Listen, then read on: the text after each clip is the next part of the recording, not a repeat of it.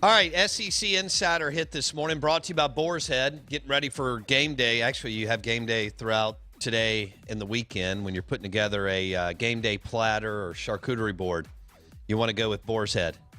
I just found out they have 5 different kinds of bacon. It's National Bacon Day, so I knew all about the meats and the cheeses and the hummus. But 5 different kinds of bacon powered by Boar's Head. If it's game day, it's Boar's Head. Welcome in, welcome in. Good morning, Happy New Year. 105.9 The Zone, the Out of Bounds Show. We want to welcome in David Johnson, Ole Miss Insider, Rebels 247, as Ole Miss gets ready to play Indiana.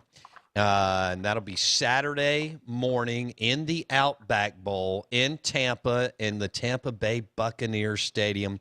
I was there a couple years ago. That is a great venue, great place to have a bowl game.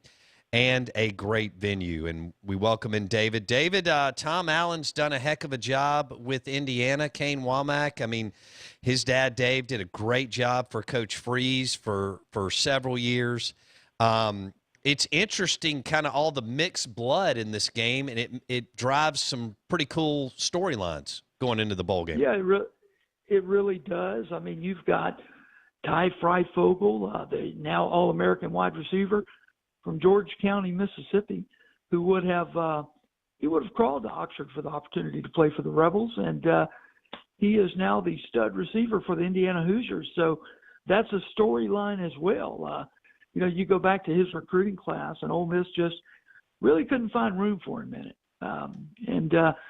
So he follows Grant Hurd, who happened to get fired that particular recruiting cycle, to Indiana, and the rest is history. And it's kind of ironic that Ole Miss has got their hands full Saturday guarding Ty Freifogel, whose father played at Ole Miss. I know. I remember. And that family's huge, Ole Miss family. Interesting. All right, so what are we hearing on Lane has alluded to the fact that they have had to re-recruit players to keep them in the fold. It's been a crazy year for all these teams. And guys are looking to do other things and so on. What is the latest, and what are you hearing as far as who's going to make the trip and who may not, Dave? Well, as of yesterday, according to senior linebacker Lakia Henry, there were still guys on the defensive side of the ball contemplating whether or not they were going to play in this game. Now, with that said, they practiced yesterday. So I really think if you're out there practicing on a Tuesday with a game on Saturday, you're going to play in the game on Saturday. Nobody has identified those defensive players that are contemplating perhaps not playing on Saturday. But I think at this point of the week, and we're about to talk to Lane in about 10 minutes here, if we don't find anything out today, I think it's going to be all hands on deck on the defensive side of the football, which may or may not be saying very much considering the porous results of the Ole Miss defense. Offensively, of course, there's no Elijah Moore. There's no Kenny Yeboah. I don't think there's going to be a Braylon Sanders. Remember, he suffered a severe ankle sprain against LSU. I don't think he's going to be ready to go. And, of course, DeMarcus Gregory opted out a few weeks back. Lane said on Monday they have 6 scholarship receivers right now. And to be honest with you, none of those guys have a great deal of experience outside of Dontario Drummond. So, if Matt Corral is going to have a big day Saturday in Tampa, he's going to be throwing to some guys that not a lot of people have heard their names. David Johnson, Rebels 247. Ole Miss, Indiana, Saturday morning, Tampa, Florida, in the Tampa Bay Buccaneers Stadium. And as David told us last time he was on and this time, Tom Allen coached there. You've got all kinds of Ole Miss connections with Indiana right now. What is the latest on Jerrion Ealy? Do you expect him to play, David?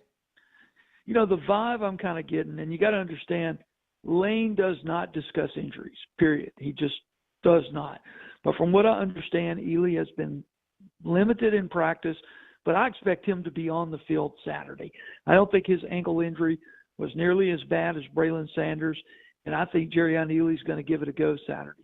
If not, I think you're going to see a lot of Henry Parish, the true freshman out of Florida.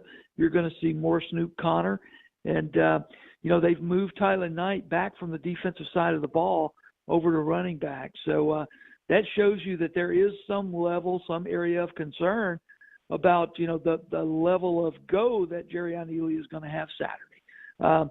We'll find out early on in that ball game, what he looks like and what he's capable of doing. But I do think you're going to see him on the field.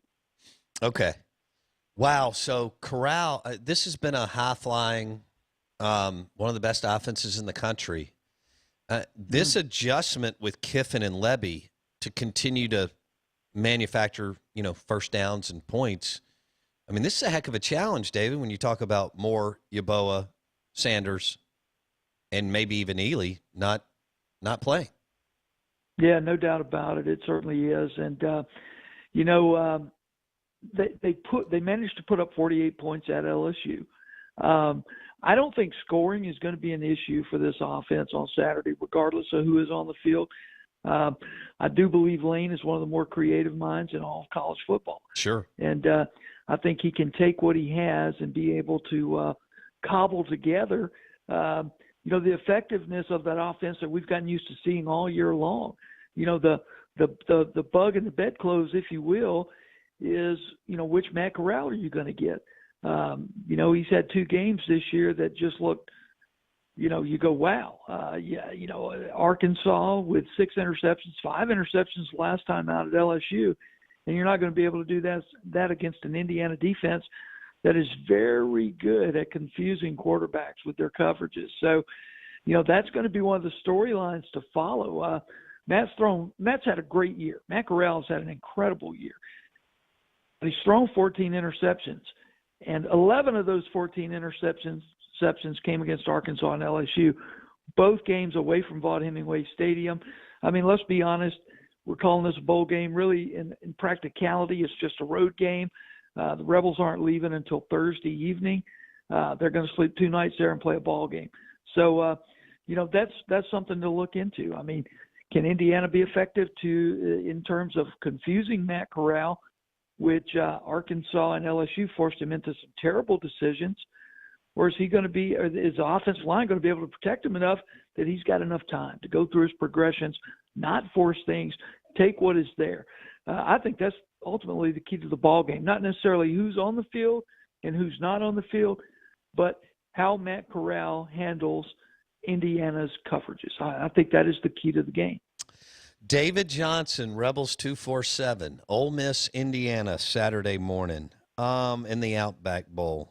David, what about John Rice Plumley? Do you see him getting up into double-digit reps and plays between the slot position and quarterback on Saturday? If that happens, I'll be surprised. To be honest with you, we've kind of been waiting on that to happen all year long, and it hasn't. I think Plumley has basically been put on the shelf, and the deal is move to another position and help us out or not. And I think John Rice Plumley has chosen not. He believes he's a quarterback. He wants to play quarterback, and so I don't blame him. Maybe there's maybe there's a package or two for him Saturday. But if there is, really be the first time all year we've seen it. Okay, walk me through the top 3 receivers now on the. All right, so Drummond, Mingo. No, let's go 4. Drummond, as far as weapons, Drummond, Mingo, who would be the next 2 for Corral on Saturday? Yeah, I think you're looking at Dennis and Jaden Jackson. No relation, both of them Jacksons, but those are the 2 guys that if you want to circle somebody that's really going to have to step up. And then, Ole Miss is an offense that likes to throw to the tight end. There's no Kenny Yeboah out there who is going to be that guy. Casey Kelly caught a big pass against LSU.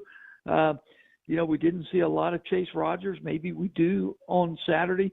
It's just going to be by committee. So, we're going to have to see. But I think the Jackson guys, Dennis Jackson out of Summerall, Mississippi. Sure. And Jaden Jackson out of Fayetteville, Arkansas. Those are going to have to be the 2 guys that are going to have to be number 3 and number 4 as far as those wide receivers go. This could be a heck of a game, David. It really could. Yeah. Yeah, and as you mentioned, the storylines are absolutely incredible. Mm-hmm. I know Tom Allen very, very well.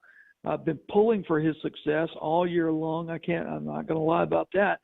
And for Ole Miss to be in his way of really a special season as far as Indiana football goes is kind of incredible. Tom was linebackers coach and special teams coordinator here for all of those really good Hugh Freeze teams. And you want to talk about an outstanding person. Tom Allen is as good as they come, and so are those other guys up there on his staff. Jason Jones coaches the Indiana secondary, former Ole Miss assistant, as you mentioned. Kane Womack up there as defensive coordinator.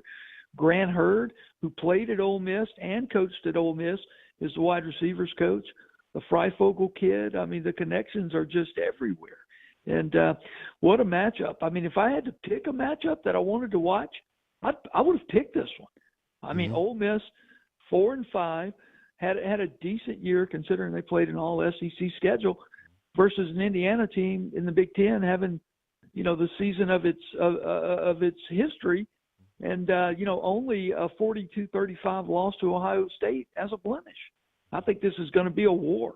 And I guarantee you one thing, Tom Allen wants to win this game in the worst possible way. Not that he's got any animosity towards Ole Miss, but again, if Indiana wins this and finishes their season 7-1, with their only loss being to a potential national champion Ohio State team, it's the greatest season in Indiana history. Yeah. That's I can't wait to see what plays out. Blake, you have a question? We're visiting with David Johnson, Rebels 247. He joins us on the Parish Cane Break guest line. Blake? Yeah, David, my question is, what's the bigger issue for Ole Miss? Because they've always been able to rely on an offense that scores north of 30 points for the most part, and an offense that throws for 340-something yards a game. Now you don't have your top 3 or 4 options if Ealy's out. Indiana only gives up 220 yards a game through the air. Is establishing effective rushing and being able to just pass off of that more important, or is having your defense somehow hold Indiana so that you don't have to score 30 points the more important side of this for Ole Miss to win? Yeah, that's a great question. I mean, obviously, you've got to have that offense clicking, or it's a non-starter, in my opinion. I mean, if Ole Miss can't go out there and score north of 30, then they're likely not going to win this game, and that plays into the fact that they have, with all due respect, a kind of Sun Belt caliber defense, if you will. It's certainly not an SEC caliber defense by any standards, and so it's a little of both, Blake. If I'm being honest with you, I mean, the offensive production has to be there, absolutely has to be there, but a defense that really hasn't been able to stop anybody outside of Vanderbilt this year. They've got to help some. They've got to give the offense, just a little bit of breathing room to go out there and do their work. David Johnson, Rebels 247 on the Out of Bounds show and the Parish Cane Break guest line. So we've got Ole Miss and Indiana in the Outback Bowl on Saturday morning, and Lane and Levy will have to work through several things.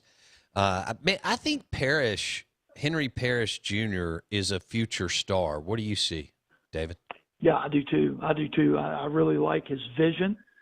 He is a hard runner. He's not the biggest of backs, but he's big enough. And, we've seen flashes of Parish this year. And as the season's gone on, they've included him more and more into that running back rotation with Snoop Connor and Jerry Ealy. And I think you're going to see a lot of Parish on Saturday. And I think you're going to see a lot of Henry Parish moving forward. I like the kid. He's got good hands coming out of the backfield. And again, it's his vision in the open field that I think is so impressive. He can cut. He can make all the cuts. And he anticipates what's in front of him, if you will. And I think his future is very bright. We'll leave it there. David Johnson, Rebels 247, Ole Miss, Indiana in the Outback Bowl on Saturday. David, we appreciate it. Happy New Year to you and your family. Happy New Year, Blake. Happy New Year, Bo. And thank you guys, as always, for having me on. Thanks, David. Take care. David Johnson, Rebels 247. It is amazing how many Ole Miss people are on Tom Allen's staff, from former players to assistants. I mean, that's Grant Hurd, that Tom Allen. And then you think about Kane Womack. His dad, Dave, was Hugh Freeze's DC and did a really, really good job at Ole Miss. He's retired. And Kane will go from, I guess, the game on Saturday as the DC for Indiana to the head football coach at South Alabama. He's a young dude. Mm-hmm. What a great move to go from Indiana defensive coordinator. What is he? He's not even 35 years old. And to go from there to Mobile and South Alabama, which they poured. I know this is crazy. No, first of all, that area is amazing. But they pumped a ton of money into that program, new stadium and so on down in South Alabama. And they've only been playing football for like 11 years or something. Joey Jones started it. Remember he played for Bear Bryant? And he had a pretty good – he was a long-time high school football coach in the state of Alabama.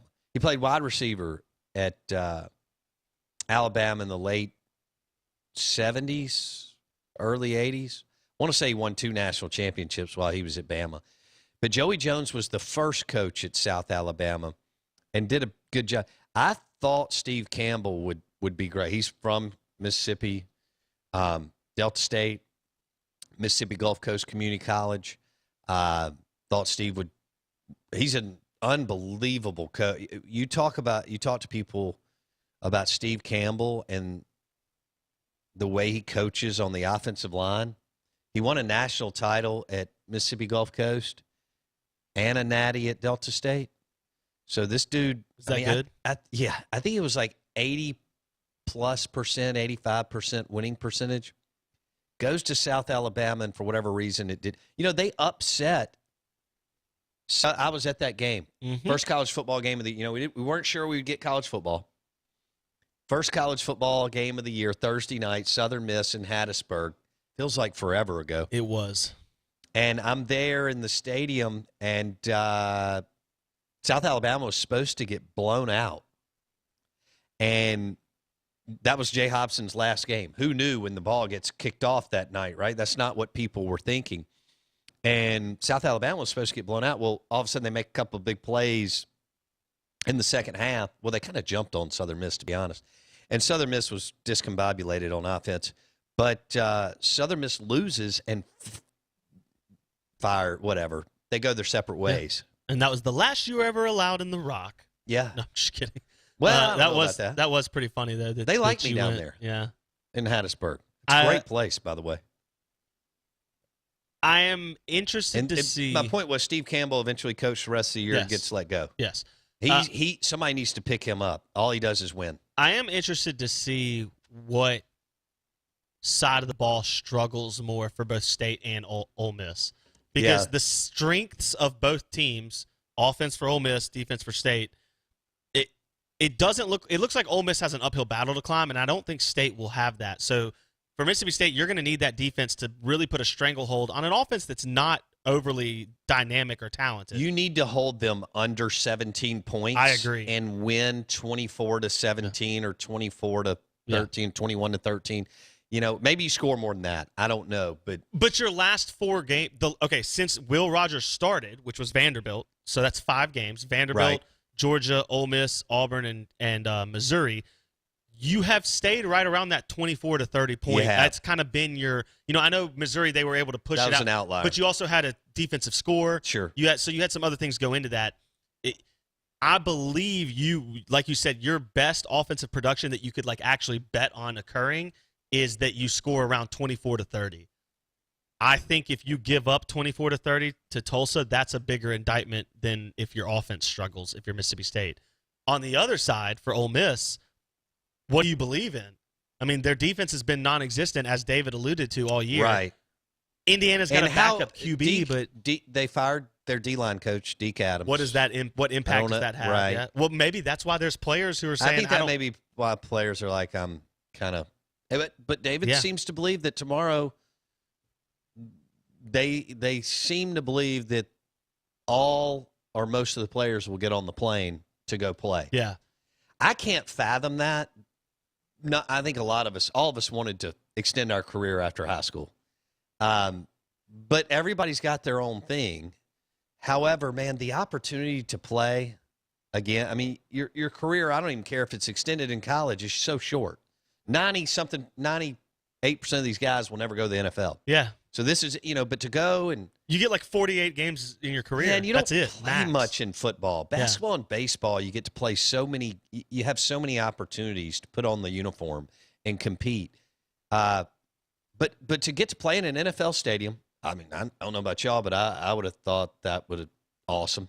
Just like if you had an opportunity to play in an NBA arena or a Major League Baseball park at some point in your career. Tampa Bay Buccaneer Stadium is awesome. Blake and I were there 2 years ago. We watched that Joe Moorhead high-powered offense against Iowa. But the stadium was awesome. We were in the club level. It's cool. It's typical NFL stuff. It's great. I mentioned the parking's awesome. It's not congested like you run into when you travel to bowl games or NFL games. And Derek Jeter Stadium's right across the street, the Yankees spring training park, which is really cool. Mm-hmm. I think you can, or you could tour it 2 years sure ago. you I don't know can. if you can now. Yeah, I don't know. I'm sure you can call, and I would highly recommend if you've got kids that are interested in that, checking out that ballpark. I can't remember how long it took us to get from Clearwater to the game. I don't remember. I'm not sure either. Okay. All right, real quick. That was an early turnaround. It was. So we had New Year's Eve and maybe had a couple of beverages, and then boom, we were in the car checking out of the hotel and on the way to the game at like 9 a.m., right? Because it was 11 a.m. Yes, kick. Yeah. correct. Yeah. Real quick. Yeah, I do remember now. Yeah. This weekend, NFL playoffs are on the line. There's Okay. 11 teams fighting for 7 spots. Okay. We have 14 total playoff teams this year instead of 12 like normal. Right. So my question to you is this. In the NFC East, the greatest division in the history of football, Right. Dallas with a win and a Washington loss gets in. Okay. Dallas with a tie and a Washington loss gets in. Dallas with a loss doesn't get in. Dallas is playing the Giants on the road. Dallas is a 3-point favorite. Washington I would expect the Giants to win. Washington is playing at Philadelphia in Sunday Night Football. Do you think Dallas makes the playoffs, yes or no? If Washington loses, are they in? Yes, Then with a win. Washington will go to Philly and lose. And Dallas has to win or tie to get in. Even if Washington loses? Yes. Dallas isn't winning. Dallas will not beat New York tonight. No, Joe Judge will win that game. All right. There you go. So Dallas will not make the playoffs. Yeah. I I don't think that they'll, which means they'll pick right around what? Like 15? 9 to 11. Oh, it's still going to be that high? Well, if they lose, then yes, it will be somewhere around 9 to 11. Okay. If they win, it'll go up. It could even be 19th if they make the playoffs. So Wow. there's a lot of range here. All right, we're out of here for a couple of days. So I'm excited to watch a lot of football. And, Boar's Head Charcuterie, game day platter. Welcome Home Beef has all your steaks and Starkville delivered to your door. WelcomeHomeBeef.com. That's WelcomeHomeBeef.com. And Happy New Year to you and your family. And I hope you have a great weekend. We're going to be back here on Monday to recap the bowl games and the NFL playoffs and the college football playoff. Don't forget about the podcast on Apple Podcasts. Search the Out of Bounds Show. Happy New Year. We'll see you Monday.